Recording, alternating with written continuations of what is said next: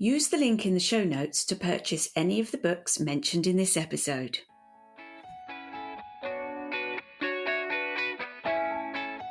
You put a lot of yourself and what you've experienced and what you know other people experienced, how you understand it, into what you write, I think. And writing helps you understand it more. So I always think, in a way, even though there have been times when life has not been good, it's given me something. There's been a bonus to it. And it's very much about what's going on inside us and how we manage to cope with it.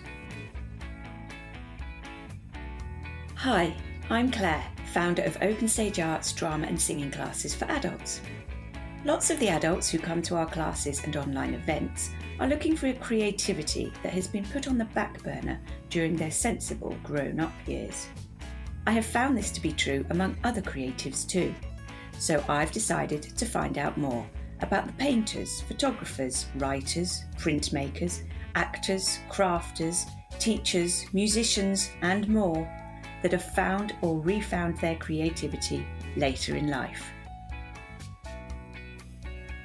This time I'm chatting with award-winning author Debrah Martin, whose foray into writing started with an evening class but took her much further than she expected. Hi Debrah. Hi. You studied English literature and fine art at university, but your recent return to creative writing happened 11 years ago. Can you tell me how and why you started writing? Well, I only started writing really because, sadly, it was because of a traumatic event in my life. My husband died of pancreatic cancer, so it had been a pretty awful time for us, me and my two daughters, who were quite young at the time. And life for me at the time was really just revolving around work, family, sorting things out. And I just felt I needed a bit of space for myself, and the only thing I could think of to do was like an evening class. And so I went to a creative writing class, and completely new to what I'd been doing, because at university, of course, it was critiquing fine literature, and so a very different kind of way of looking at reading and so on. Yeah. But I think that set me up for actually understanding what good literature was, so it's a great help, and reading is the most amazing way of learning how to write, in fact. So I went to this creative writing class. I wrote a short story. It was terrible, but I really enjoyed doing it, and it sort of set me off to do another one. We had various little assignments to do, and by the end of it I was actually starting to really enjoy writing and having ideas of my own, and it sort of set me off doing other things. I entered a little competition. My poems was cited for a recommendation and read out to the audience at the awards ceremony, so that was like a massive pat on the back. I was very pleased with that.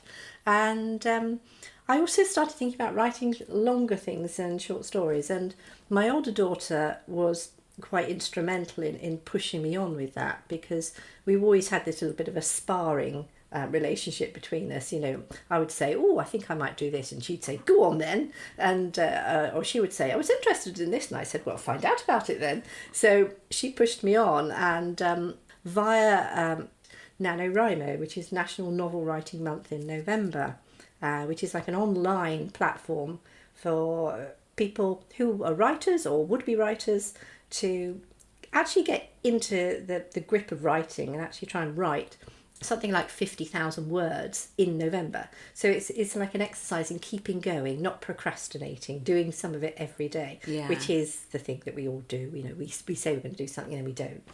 And so I started on that, and by the end of it, I mean, she gave up before I did, and I kept going to the bitter end, and I actually wrote about 35,000 words, which a lot of it was rubbish, but some of it was okay. And what it taught me was that I could actually write far more than like a 2,000 or 3,000 word short story. So it set me off on the path towards novel writing, and I continued on with a novel on a subject or topic which actually has quite a lot of social content to it. And again, Laura was instrumental in pushing me into it, because we were discussing Twelfth Night and gender issues, because she was studying A-level English. We had some fairly sort of academic discussions about it, but we also talked about gender issues and how gender's seen in society and how it's used in society. And then we started talking about people who had gender issues, real gender issues, transgender issues. Yeah. And I sort of gaily said, that would be the most amazing novel to write, about somebody's journey. And she said, well, do it then, as you'd expect. And so I did. And that actually turned into Chained Melodies, which I'm probably the book I'm most proud of, actually. Yeah. It meant the most to me because it actually has something to say, not just as a story, but also about a social issue and an issue that people struggle with, and who do, when they do struggle with it, are immensely brave, I think, in dealing with it and the world and how the world sees them and treats them. Yeah. You did a lot of research for that. I did. I was actually very lucky with that because somebody put me in touch with somebody who was already going through that kind of transition, and they were very kindly talked to me about it. And then through them, I also found out about somebody else who talked a lot more about it, and I still stay in touch with them now. And in fact, they chose, when they'd completed their transition, they chose to call themselves Debbie as their new name. Oh, so, wow. I don't know whether it was a compliment to me or not, but I mean, I felt that it was something that was a wonderful kind of token. Yes. We'd gone a little bit of this journey together, and I understood what she'd gone through in going as far as she had at the time. She was wonderful. She read everything I wrote. She put me straight where I'd got it wrong. She talked about a lot of very personal things, which a lot of people in that position do suffer from. The ostracising, the prejudice, the bad treatment that people get, the abuse, the isolation. I mean, some of it is awful. So that's why I say to go through that and continue through that. Anybody doing that has immense bravery, I think. So the book, I often, when I'm asked what it's about, I say it's as much about the story of somebody going through that process as about bravery and not being a coward, but facing life as it is. Not a single moment of bravery, which people can pull themselves out and do it. It's that ongoing being brave every day and facing life every day in the face of opposition. Brilliant. Amazing. Let's go back a bit. Tell me about your experience of the arts at school and generally as a child. Well, I had parents who always encouraged me to read, and my father particularly. And my father encouraged me with everything, with writing, reading and painting. So he was the most wonderful role model in that sense. Always interested in everything, always happy, always had a story to tell himself. So a lovely man. Both my parents encouraged me, took me to the library every week. I read all the way through all the shelves in the library until we ran out of our little library stock. But it made me really love reading. And so when I went on to secondary school, I was really incredibly happy, lucky to have an English teacher who was also quite inspiring in the way they taught, and really encouraged me with a love of literature, really got me interested in it. And I think that's the key, really, isn't it? That, to actually learn how to understand something and really engage in it when you're young. Yes. And it just sets you up for life. So I suppose I've been funneled into it by already loving reading, but I started to understand literature, even Shakespeare and that sort of thing, which, for teenagers is quite difficult. Yeah. But I loved it, and it encouraged me to go on to university. Pretty much the same with art as well, actually. I had encouragement with painting, art and painting as well, through my father and through a teacher at school. So that's where I went. Brilliant. It was a good experience for you. Where did life take you after university? Well, completely away from it, actually. I came out of university in the 80s, and there was a real dearth of employment at the time. We were having one of our employment crises.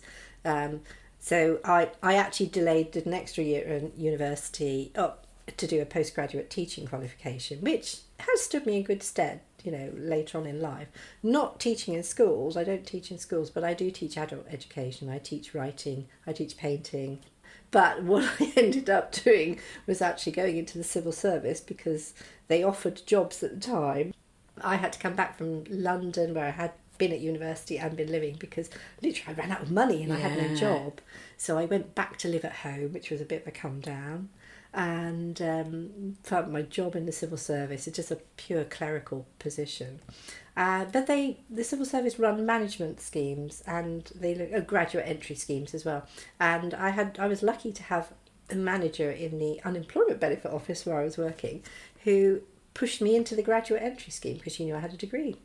And I got into it, and I got funnelled from it into the Inland Revenue. But the last place on earth you would want to end up. I have to give the civil service its due. Its training is immaculate. It's really good, and the people. I mean, the whole thing about any job and anything you do is all about the people, isn't it? So the people make it. I effectively went through a management program, which put me through almost like another degree, but in law, accountancy, bookkeeping, all that sort of thing. Yeah. I dealt with a lot of very high level accounts, public accounts. It was quite stimulating. Not really what I wanted to do, but it was very intellectually stimulating. And I came out of it really only when I had my children and realised that this was my escape route. I didn't really want to stay in it. And I moved on to other things. And the other things I moved on to were, ironically, again, nothing to do with writing or literature, art. Because I set up a children's nursery because I realised when I was trying to find a way to go back to work, there were no nurseries around. There was just no way of providing for your children. I was lucky my mother and my father had my older daughter for a couple of days a week while I went back to work part-time. But increasingly that becomes more difficult as they get older. I thought, well, the answer is to do something about it. Amazing. And the Inland Revenue, of course, had enabled me to understand how businesses work and how accounts work and everything you do with a business. So I set up a nursery, and it gradually grew from a little preschool in the local scout hall to a 3-site kind of monstrosity with about 160 children on the books going through. And I thoroughly enjoyed it. I loved it because it was incredible working with children, seeing them come in, tiny but grow, and they soak information and knowledge up like sponges. And so it was another very interesting period of my life. Moving to Oxfordshire helped you to reshape your life, and your writing started taking you in new directions. Tell me more about that time. Well, the move to Oxfordshire was that my older daughter had come to Oxford University, and she was intent on getting me and my younger daughter to move to Oxfordshire because by then the father died, and we were kind of a little bit in limbo because it was quite difficult picking up the threads of your life after such a major catastrophe really in it. And there wasn't a lot keeping me. I was thinking about moving on from the nursery anyway because government cuts and so on were making it increasingly more and more difficult to keep things running. Right. And I said, okay, we'll come to Oxfordshire for one day, look around some properties. If we find anywhere we want to move to, we'll do it. If we don't, then that's it. And we did. We found somewhere we thought at the time we wanted to move to. We didn't end up going there. There were one or two issues, but it kind of made the shift happen. Yeah. And I thought, actually, now is the time to just start doing something I love doing, because I've spent an awful lot of my life doing things I've had to do to keep my family going. Especially after my husband had died, of course, and I had to support my family on my own and bring my daughters up on my own. And I thought, now's the time to do it and actually really make the most of something I feel I've got something to put into, because I felt like I'd lived quite a lot of life by then as well. Yeah. And you put a lot of yourself and what you've experienced and what what other people experienced, how you understand it, into what you write, I think. And writing helps you understand it more as well, because you have to explore what it might be like for somebody experiencing this or having to decide whether they're going to do that or make a choice. Yeah. And I felt, when you got to that tipping point where you've had a lot of experience, maybe a lot of drama, sadness, tragedy, difficulties, choices to make, it does make you start to be able to put yourself into somebody else's shoes more easily than you could have done if life has just flowed on really easily and you've never been faced with any difficult decisions. So I always think, in a way, even though there have been times when life has not been good, it's given me something. There's been a bonus to it that you have to try and see and use for yourself and for other people in the future. I kind of like to try and think I'm doing that a little bit through writing. Yeah. What do you like to write about? People, really. I write thrillers and I write psychological thrillers, but I also write what they call literary fiction, which is just a story of somebody dealing with a situation. But the similarity between them all, the central thing between them all is just people. You know, what do people do? How do people cope with things?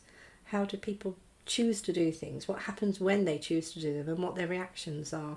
And it's very much about what's going on inside us and how we manage to cope with it. Rise above it, you know, make difficult choices, get past difficult places, situations in our lives.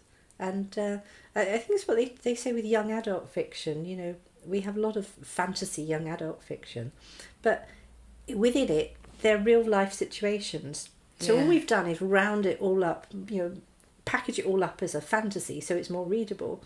But it's actually letting a young person, a teenager, start to understand how you cope with some of these difficult situations in your life and how you make choices and how you're the same as everyone else making these same difficult choices and coping with them.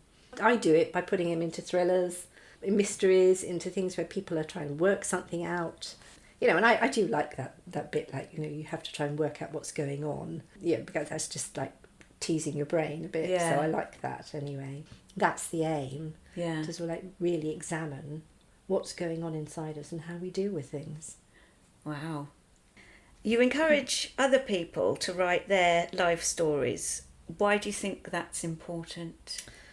Writing is very much a way of also looking at yourself and understanding yourself, and also understanding why other people behave as they do. So it can be a very cathartic experience to actually write about something you've experienced and start to understand it through that.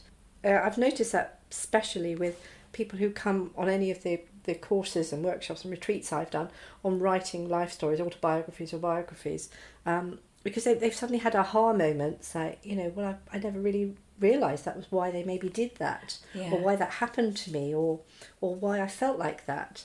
I mean, there also can be very difficult moments because they do suddenly bring things right up in front of you, and you know, and you've got to deal with it.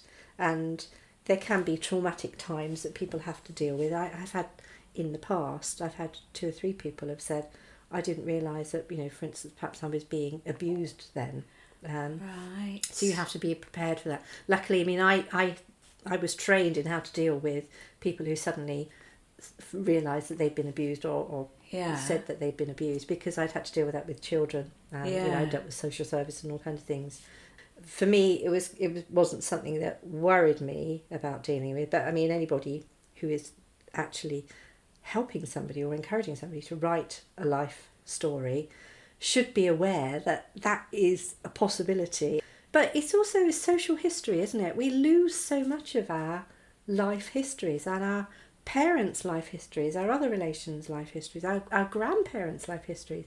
My grandfather lived through 2 world wars.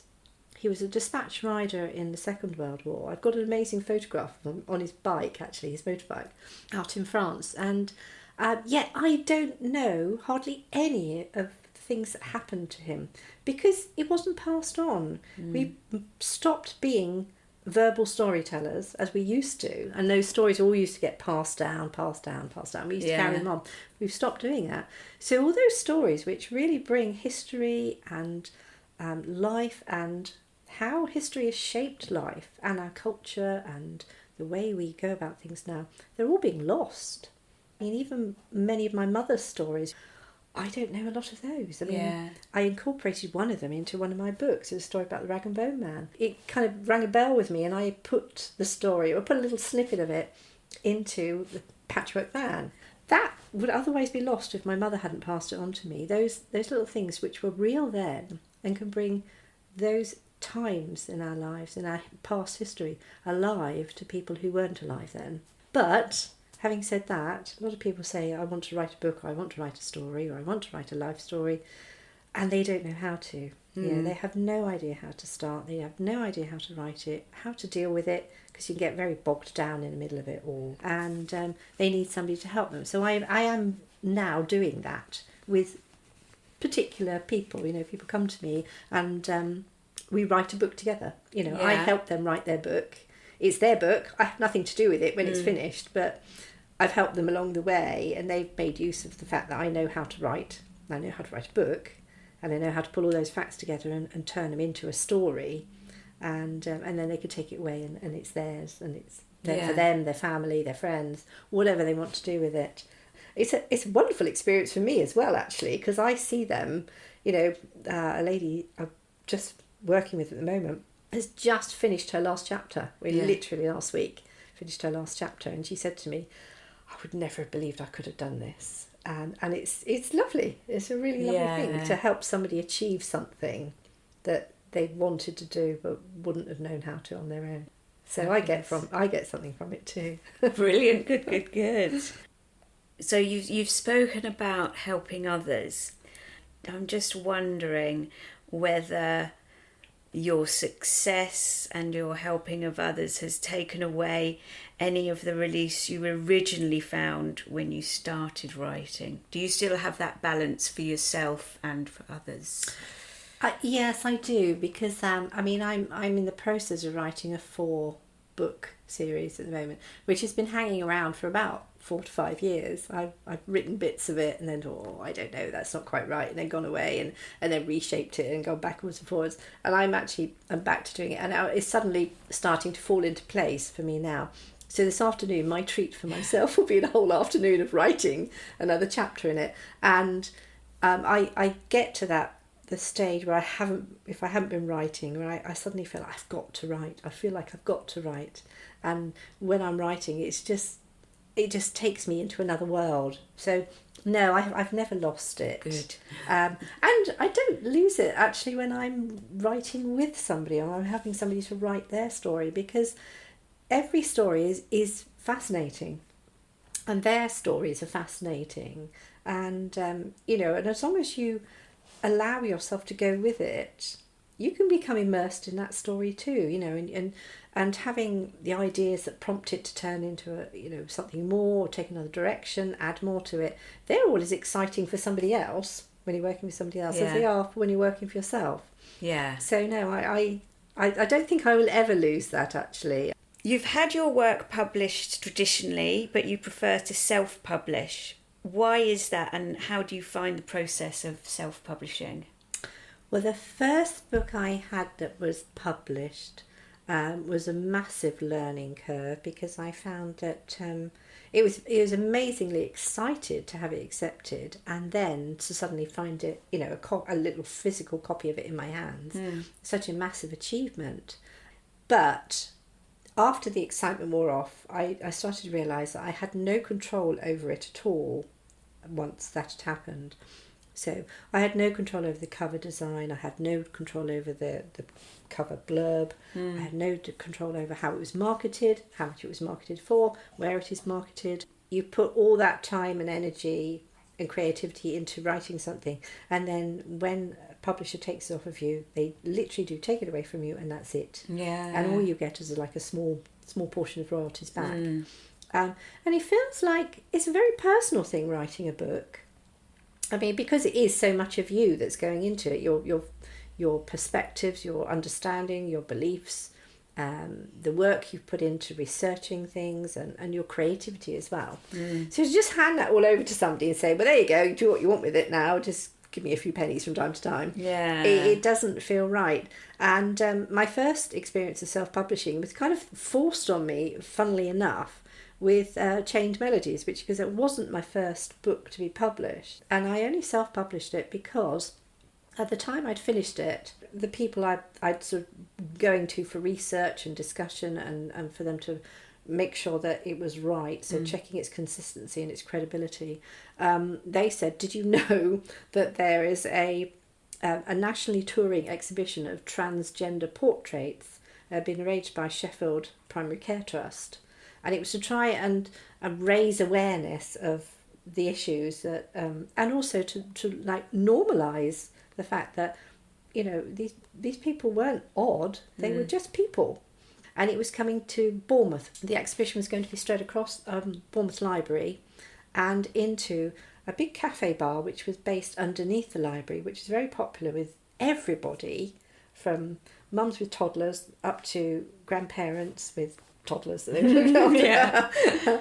And but especially the transgender and the LGBT community, because the two men who ran it were gay, and they were very understanding of everybody and everything, and it was a lovely atmosphere, the most accepting, comfortable, friendly atmosphere I've ever come across.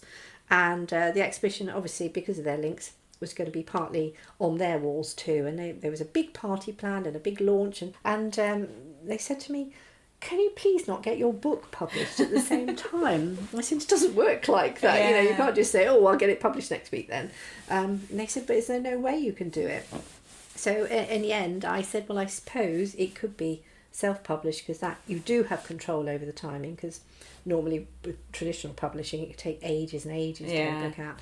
And I said, well, okay, we'll try it. So that was my first foray into it. And it was kind of quite a, you know, again, another steep learning curve, learning how to do it. And it came out at the time. It was part of the launch of the whole exhibition. It was really quite an amazing experience. I met so many people, had so many very unusual conversations during the course of it. But it made me realise also that all of a sudden you actually did have control over everything. You know, you had complete autonomy. You chose your cover design. You chose what you wrote about it. You chose how you marketed it. You chose what price it was available for. You chose who you put it to for reviewers. You chose everything, and it felt right. This was your book. You should be doing all of that. Yeah. Of course, it raises all those other problems, like, you know, you're a writer, not a promoter or a marketer or a cover designer or any of that. So you have to sort of like pull in resources from all kinds of places, and gradually you start to understand where you can get those resources and that help from. So it is a very steep learning curve.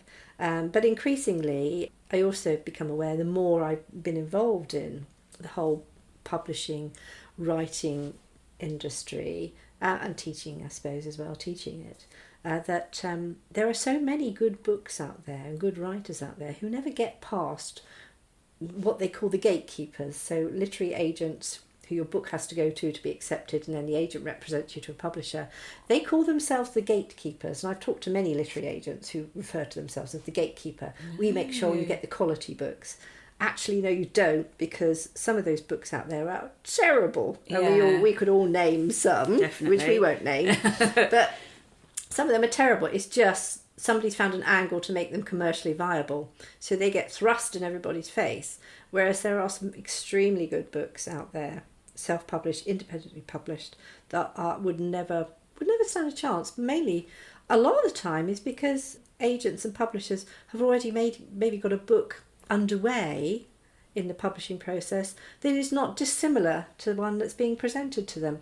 And they say, well, we're not going to have two of the same kind of thing going out at the same time. So sorry, yours will fall by the wayside. But that doesn't mean to say that book that would fall by the wayside isn't just as valuable and just as good, and wouldn't be just as enjoyed by the reading public. Yeah. With Rosie, the golden retriever, tap dancing in the background, Debrah told me more about how she can help others on their self-publishing journey. I also offer a self-publishing package for anybody who wants to come to me, because there is a lot involved in it, obviously, and a lot of technicalities involved in it.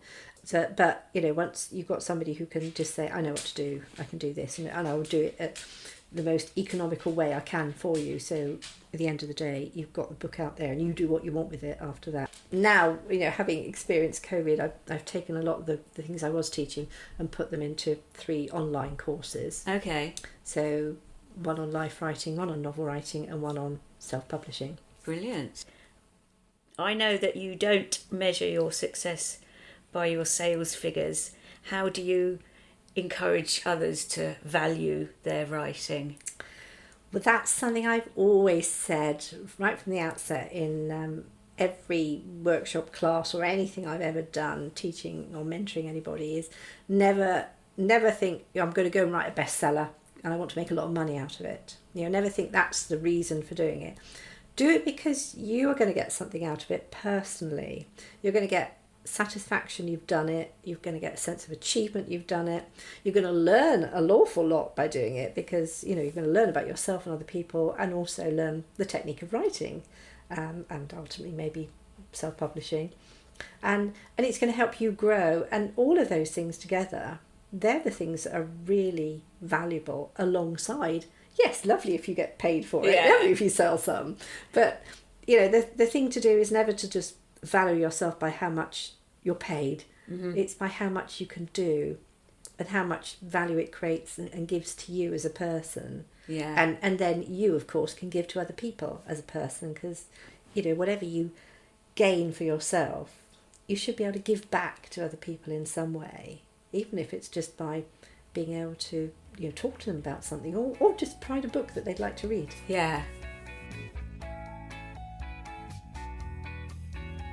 There are many, many podcasts out there. It's difficult to know where to start. So I like to ask my guests for their recommendations. You're welcome. Joanna Penn is a self-publishing star. I mean, she's been around for a little while. She writes mystery thrillers, but she is also amazingly generous with all the information she gives out to people and provides under all kinds of ways. And she has a podcast called the Creative Pen Podcast, and that's PENN. That's excellent, and covers all kinds of things. There's a gentleman called Mark Dawson who got himself on the Forbes list for having done so well with self-publishing. But he has a podcast called The Self-Publishing Formula. So that's very good. And the other one, I think, is the Alliance of Independent Authors, Ally, which I would recommend people have a look at. Anybody who's writing, starting to write, hoping to write properly, and get books out there, have a look at Ally. They're very helpful. They cover all kinds of things. They have a regular podcasts, regular webinars, information as well on their website. So They're very helpful too. Yeah. How can people connect with you, contact you, maybe take part in your courses? My website, if you want to look at my books and everything to do with my books and my paintings, because I have got my gallery of paintings on there. Oh, we'll have to come back for that one. But that you can find as www.debrah, martin.co.uk. But that will shortly be redirecting you to another website, which is all to do with teaching, how I can help you, ghostwriting, mentoring, teaching, and self-publishing. And that's www.book-works.co.uk. Anybody would be very welcome to just email me at info@debrahmartin.co.uk. And it's lovely hearing from people, and I lovely hearing people's stories as well, so and seeing what I can do to help them. Fabulous. That's been really lovely to hear everything, to hear your story. And I'll see you soon. Thank you very much, Thank Debrah. you. Creativity Found is an Open Stage Arts production. If you're listening on Apple Podcasts, please subscribe, rate and review. If you would like to contribute to future episodes, visit ko-fi.com/creativityfoundpodcast. If you contact any of the artists featured, sign up to their workshops or buy their products, don't forget to mention Creativity Found Podcast. On Instagram or Facebook, follow @Creativity Found Podcast, where you'll find photos of our contributors' artwork and be kept abreast of everything we're up to.